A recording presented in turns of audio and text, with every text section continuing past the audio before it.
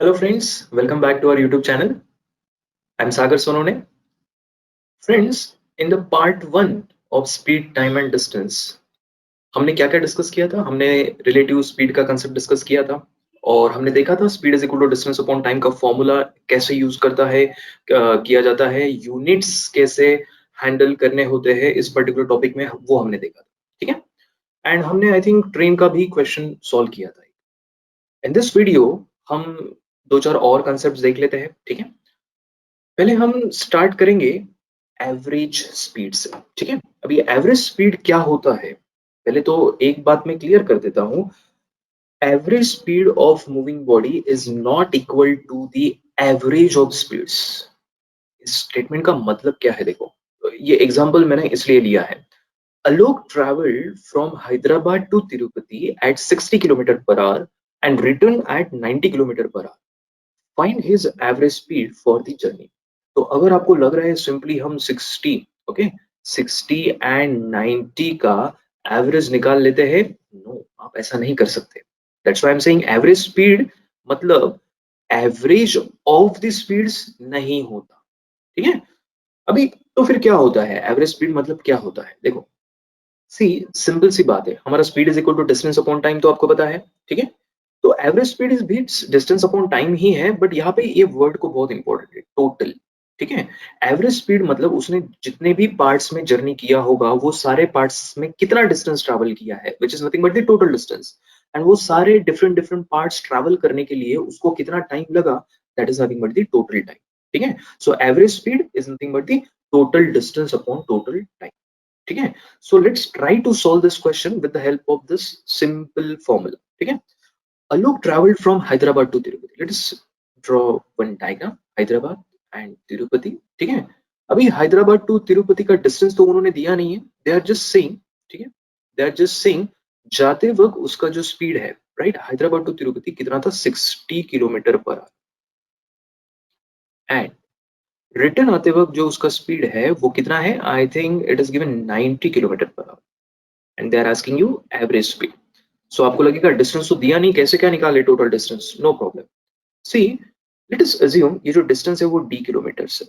Hyderabad to Tirupati के बीच में जो डिस्टेंस है वो है डी किलोमीटर्स। ठीक है।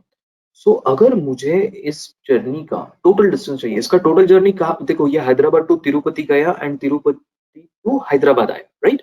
सो टोटल डिस्टेंस की अगर मैं बात करता हूँ, जाने का डी किलोमीटर्स एंड रिटर्न आने का D kilometres. So total distance की जगह पे मैं यहाँ पे पुट करने वाला हूँ D plus T. Okay. And if you talk about the total time क्या? हैदराबाद टू तिरुपति जाने का time plus Tirupati to Hyderabad आने का टाइम। नाउ ये टाइम डिफरेंट डिफरेंट होगा क्योंकि डिफरेंट डिफरेंट स्पीड्स है, बट एक कांस्टेंट डिस्टेंस को अलग अलग स्पीड से जब आप ट्रैवल करोगे तो अलग अलग टाइम लगेगा। ठीक है। सो जाते वक्त का टाइम डिफरेंट होने वाला है और आते वक्त का टाइम डिफरेंट होने वाला है। टाइम भी उन्होंने दिया नहीं है, तो हम क्या करेंगे? टाइम को अगर मैं, देखो, speed is equal to distance upon time, तो can I say time is nothing but distance upon speed. Okay. So अगर टाइम की वैल्यू डिस्टेंस अपॉन स्पीड के बराबर है तो हैदराबाद टू तिरुपति जाते वक्त डिस्टेंस कितना था? D kilometre. डिस्टेंस हमने डी ही लिया है एंड हैदराबाद टू तिरुपति जाते वक्त स्पीड कितना था? 60। सो ये आवर्स में होगा। सी, ये है टाइम डी बाय 60 आवर्स। ठीक है। देखो, time is distance upon speed, मैं हैदराबाद टू तिरुपति की बात कर रहा हूँ, तो ये डी किलोमीटर है डिस्टेंस एंड टाइम स्पीड है 60। सो ये टाइम मिलता है, राइट, इसका आवर्स यूनिट होगा। आवर्स मैं क्यों बोल रहा हूँ? क्योंकि ये डी मैंने किलोमीटर्स में एज्यूम किया है एंड ये जो एस की वैल्यू 60 आप पुट कर रहे हो वो किलोमीटर पर आवर में। Kilometre upon kilometre per our, kilometre kilometre cancel हो जाएगा और नीचे का आर ऊपर आके वो यूनिट बना देगा आवर्स, राइट। सो मैं जाने का टाइम जो है वो लिख रहा हूँ डी बाय 60 और रिटर्न आते वक्त क्या होगा? डिस्टेंस तो डी ही होगा, राइट। सिर्फ ये स्पीड जो है वो इसकी जगह कौन ले लेगा? 90, राइट। सो मैं यहाँ पे डी अपॉन 90 पुट कर रहा हूँ। Do not get confuse. देखो, d by 60 is Hyderabad to Tirupati जाने का टाइम। टाइम पता नहीं था इसलिए टाइम को हमने डिस्टेंस अपॉन स्पीड के फॉर्म में लिखा है। ठीक है। So d by 60 Hyderabad to Tirupati and d by 90 Tirupati to Hyderabad, दोनों आवर्स में है। ऊपर का जो न्यूमरेटर है d plus d, it will be in kilometres. तो ये एवरेज स्पीड का जो भी आंसर आएगा वो ऑफ कोर्स उसका यूनिट होगा किलोमीटर पर आवर। ठीक है। चलो सॉल्व करते हैं। सो सबसे पहले d प्लस डी कितना हो जाएगा 2d, ठीक है।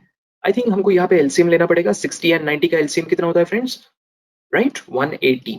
सो 60 इंटू 3 कितना हो जाएगा, मतलब 3 से मल्टीप्लाई करना पड़ेगा, सो 3d, ओके, प्लस इसको 2 से मल्टीप्लाई करना पड़ेगा 2d, राइट, अपॉन जो 180 आने वाला है वो ऊपर जाके आप ऐसे लिखते हो तो भी कोई प्रॉब्लम नहीं, राइट, डिनोमिनेटर में ये 3d प्लस 2d के नीचे जो 180 आने वाला था वो ऊपर ही जाने वाला है, ठीक है।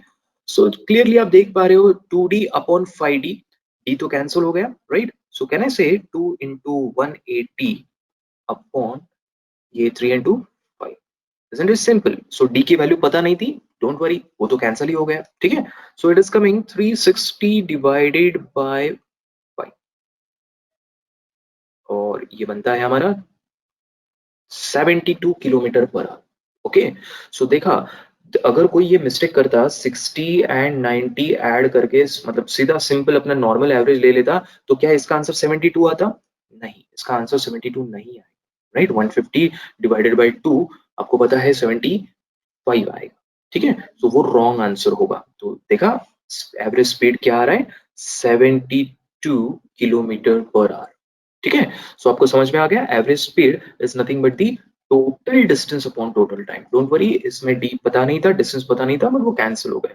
कुछ कुछ क्वेश्चंस में दिया होता है, कुछ कुछ क्वेश्चंस में नहीं दिया होता, ठीक है।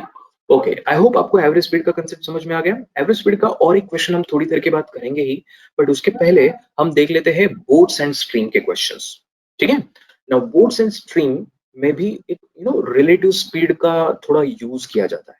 अभी इसमें दो केसेस होती है, ठीक है, ओनली दो केसेस। एक तो वाटर आपकी बोट को अपोज करेगा या फिर हेल्प करेगा, दैट्स इट, ठीक है।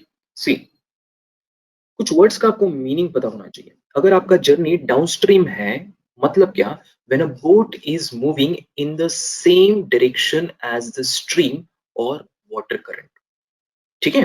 डाउनस्ट्रीम जर्नी में आपको वाटर का हेल्प मिलता है। देखो, when a boat is moving in the same direction as the stream, मतलब आप जिस डायरेक्शन में जा रहे हो उसी डायरेक्शन में वाटर फ्लो कर रहा है, तो ऑफ कोर्स आपको वाटर का हेल्प मिलेगा। ऐसे टाइप की जर्नी को बोला जाता है डाउनस्ट्रीम। अगर मैं आपको डायग्रामेटिकली एक्सप्लेन करूं, सी, अगर ये आपका बोट है, ठीक है, एंड ये वाटर है, ठीक है, सो वाटर भी उसी डायरेक्शन में जा रहा है जिस डायरेक्शन में आपकी बोट जा रही है, राइट। ऐसे जर्नी में को बोला जाता है डाउनस्ट्रीम। एंड अपस्ट्रीम मतलब क्या, when a boat is moving in a direction opposite to that of the stream और वाटर करंट। मतलब अगर ये आपका बोट, ठीक है, ऐसे जा रहा था, बट ये जो वाटर है, ठीक है, ये जो वाटर है वो ऐसे जा रहा है, मतलब यहाँ पे अपोज कर रहा है आपको वाटर। समझ में आ रहा है? ओके, सो आपको, आई होप, मतलब समझ में आ गया। डाउनस्ट्रीम मतलब विद द स्ट्रीम, अपस्ट्रीम मतलब opposite to stream. Now see, speed of the boat with the stream, मतलब डाउनस्ट्रीम में क्या करते हैं हम, speed of the boat in still water, जो बोट का खुद का स्पीड होता है उसको हम बोलते हैं speed of the boat in still water, right. उसमें हम ऐड कर रहे हैं, क्या ऐड कर रहे हैं, स्पीड ऑफ द स्ट्रीम। क्यों ऐड कर रहे हैं, क्योंकि मैंने बोला अगर आप विद द स्ट्रीम जाओगे तो आपके स्पीड में मतलब आपकी बोट की स्पीड में वाटर का स्पीड, स्ट्रीम का स्पीड ऐड हो जाएगा। हेल्प मिल रहा है मतलब ऐड होगा। एंड अगर आप अपस्ट्रीम की बात कर रहे हो, speed of the boat against the stream मतलब अपस्ट्रीम, वो क्या होगा, speed of the boat in still water minus यहाँ पे बोट के खुद के स्पीड में से स्पीड ऑफ द स्ट्रीम जो है वो माइनस हो रहा है, राइट। दोनों में क्या डिफरेंस है, समझ में आ गया। सो स्पीड डाउनस्ट्रीम हम क्या लिखते हैं, u plus v, and speed upstream में हम लिखते हैं u माइनस v। तो u प्लस v मतलब downstream speed and u minus v मतलब upstream speed. Speed is equal to distance upon time तो है ही है, बट आपको सिर्फ बता देता हूँ u प्लस v मतलब होता है downstream speed and u minus v मतलब होता है अपस्ट्रीम स्पीड। जब मैं एक एग्जांपल लूंगा तब आपको क्लियर आइडिया आ जाएगा, ठीक है। Okay, so look at this question, boats and stream. A boat travels 30 kilometer upstream in 5 hours.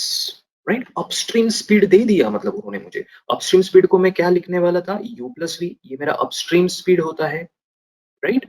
अब u minus V, sorry, right, it will be u minus V, right, चाहे तो मैं एस यू भी लिख लेता हूँ, ठीक है। Upstream speed is nothing but u minus v और speed is equal to distance upon time. वो बोलते हैं 30 किलोमीटर्स मतलब डिस्टेंस एंड कितना टाइम लगा 5, राइट। सो मैं ये u माइनस वी से इक्वेट कर सकता हूँ बिकॉज स्पीड तो डिस्टेंस अपॉन टाइम तो रहेगा ही रहेगा, और ये कौन सा स्पीड है अपस्ट्रीम, क्योंकि वो 30 किलोमीटर अपस्ट्रीम गया है, right. So u minus V की वैल्यू जो मुझे मिल रही है यहाँ पे वो है 6। इसका यूनिट मैं लिख लेता हूँ किलोमीटर पर आवर, ठीक है। एंड वो बोलते हैं 100 किलोमीटर डाउनस्ट्रीम इन 10 आवर्स, मतलब यहां से मुझे क्या मिल जाएगा, डाउनस्ट्रीम स्पीड मिल जाएगा जिसको आप u प्लस वी बोलते हो, right. So downstream speed is nothing but u plus v, और डिस्टेंस जो है वो 100 किलोमीटर से एंड टाइम जो है वो है 10।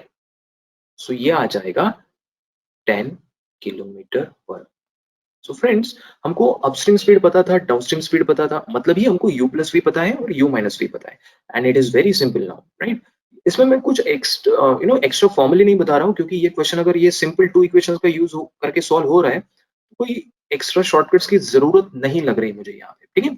सो u plus V and u minus V अगर आप 1 एंड 2 ऐड करते हो तो ऑफकोर्स इक्वेशंस में आपने देखा ही होगा, 1 एंड 2 ऐड करने के बाद u प्लस यू हो जाएगा 2u, v तो कैंसिल हो जाएगा बिकॉज इनके साइंस अलग है, राइट। 6 एंड 10 का एडिशन होता है 16, एंड देयरफॉर हमारा u का जो वैल्यू है वो आ रहा है 8 किलोमीटर पर आवर। एंड अगर यही u का वैल्यू आप कोई भी इस इक्वेशन में पुट कर देते हो तो आपको v का भी वैल्यू मिल जाएगा, कितना आएगा, 10 में से 8 माइनस करो तो वो आता है kilometre, 2 kilometre per hour, that's it, right. And they want the same speed of the boat in still water, मतलब ही u, and they want speed of the boat, speed of the stream too, right. So हमने इस question में u and v मतलब speed of the boat in still water and speed of the stream ढूंढ लिया, ठीक है।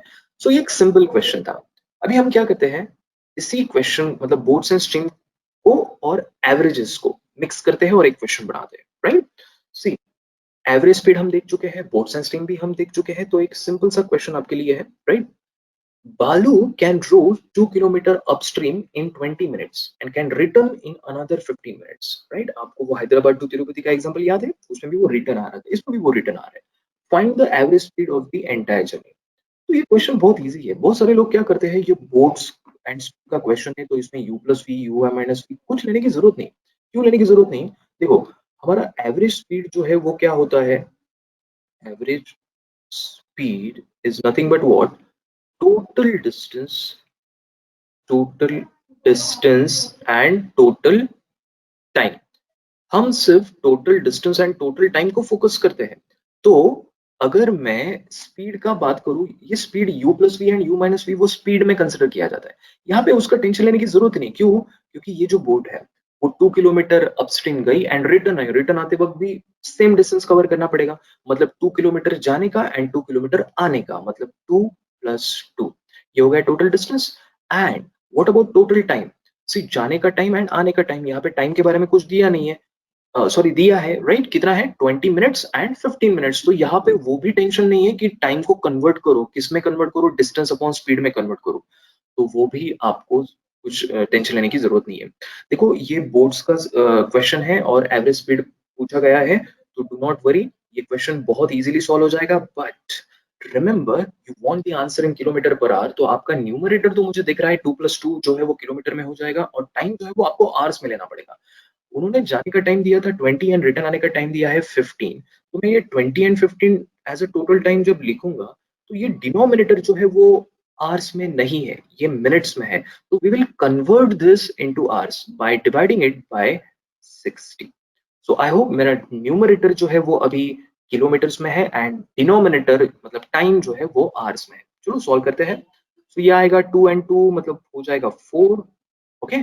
35 है ये, राइट। 35 लिख देता हूं मैं यहाँ पे, और ये 60 ऑफ कोर्स ऊपर आएगा। Is that clear? 5 से अगर डिवाइड करना चाहते हो तो हो जाएगा 5 इंटू 7, राइट, एंड ये आएगा 12। सो 48 upon 7 kilometre per our will be the average speed of this boat, right. बहुत सारे लोग कंफ्यूज हो जाते हैं, बोट्स का क्वेश्चन और एवरेज का मिक्स है तो क्या करना है। यस, यू एंड वी का कभी कभी कंसिडरेशन आपको करना पड़ेगा, बट वो क्वेश्चंस अलग होते हैं, वो हम जरूर आपको क्लासरूम में डिस्कस करेंगे, ठीक है। So this was just introduction of boats and stream, right. And boats and stream के बाद अभी नेक्स्ट कंसेप्ट है रेसेस। Again very interesting. चलो एक एग्जांपल का यूज करके ही मैं आपको बताता हूँ कि रेसेस में एग्जैक्टली कैसे कैलकुलेशन को करना है, ठीक है। So they are saying in a 200 metre race A beats B by 10 metre और 2 सेकंड्स। ओके, इसका मतलब क्या होता है, ए ने बी को 10 मीटर से हराया या फिर 2 सेकंड से हराया। देखो कोई भी पर्सन जब रेस में हार रहा है तो उसको दो तरीके से एक्सप्रेस किया जाता है ना, कितने मीटर से हारा या फिर कितने सेकंड से हारा, राइट। मैं आपको डायग्राम निकाल के बताता हूँ। लेट अस अज्यूम ये एक रेस ट्रैक है। कितने मीटर्स का है ये? 200 मीटर्स। 200 मीटर्स का ये रेस ट्रैक है। Now in this 200 metre race track A beats B, तो ए जो है वो यहाँ आएगा, राइट। नाउ ए यहाँ आएगा और बी जो है वो यहाँ होगा, बी पीछे था ना, राइट। ए ने बी को बीट किया है तो A beats B by 10 metres, मतलब ये आएगा 10। ओके, ए ने बी को 10 मीटर से बीट किया, मतलब जब ए फाइनल पॉइंट पे था तो बी उसके 10 मीटर्स पीछे था, राइट। और 2 सेकेंड्स मतलब क्या, जब ए फाइनल पॉइंट पे आया तो उसके ठीक 2 सेकेंड्स के बाद बी फाइनल पॉइंट पे आ गया। मतलब क्या मैं कह सकता हूं ये जो 10 मीटर है वो कवर करने के लिए बी को कितना टाइम लगा होगा? 2 सेकेंड्स लगे होंगे। Is that clear? तो बी 10 मीटर पीछे था और 2 सेकेंड्स के बाद वो भी फाइनल पॉइंट पे चला गया।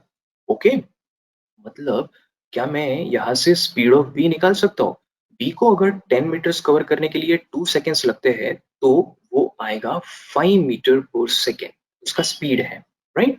हमको बी का स्पीड मिल गया, मतलब जो क्वेश्चन में पूछा था। अभी हमको ए का भी स्पीड निकालना है।